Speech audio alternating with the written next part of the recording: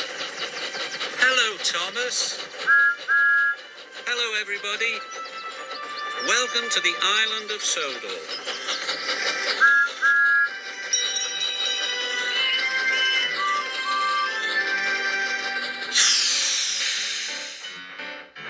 Edward is the same colour as Thomas and the same size as James. He can pull carriages and push trucks.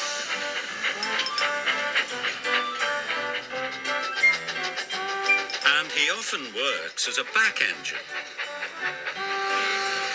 But Edward is old and not as strong as the other engines, so sometimes Edward feels left out.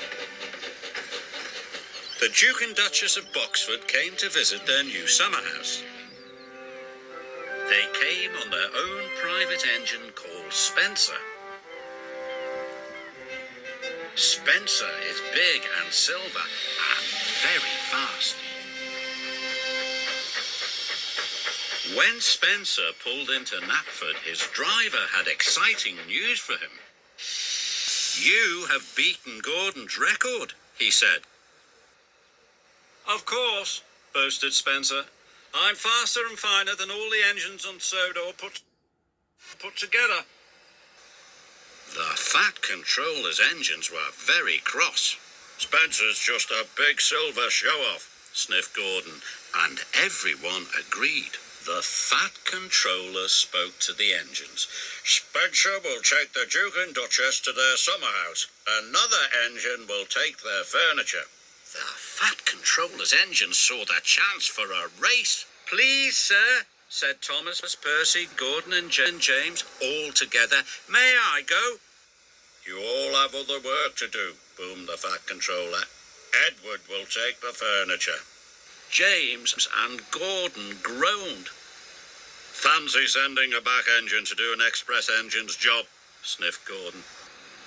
"He'll lose the race and let the old railway down," said James.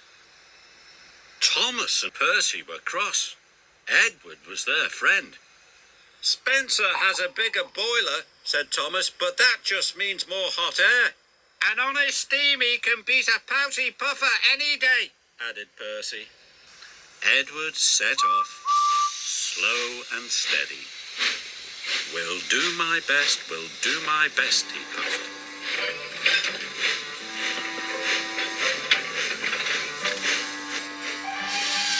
Spencer set off and quickly passed Edward. "I've won already," he boasted. And with a whoosh, he was gone. Edward came to the bottom of a steep hill. The freight was heavy and he felt very tired.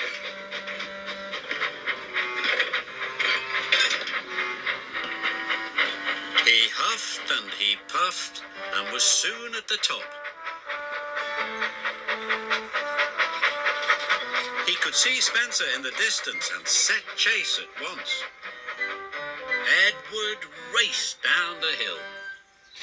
Spencer stopped at Wellsworth Station. The Duke and Duchess wanted to buy some tea and cakes from the refreshment lady. Edward teetered into view. "Hurry up, old boy," laughed Spencer. "Can't have you finishing too far behind me." Edward wished he could have a rest too.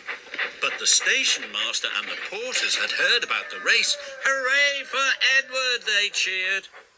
Edward picked up steam and proudly puffed past Spencer. But then the Duke and Duchess finished their tea, and Spencer was off in a flash. He roared past Edward. "Fastest and best, fastest and best," he chirruped.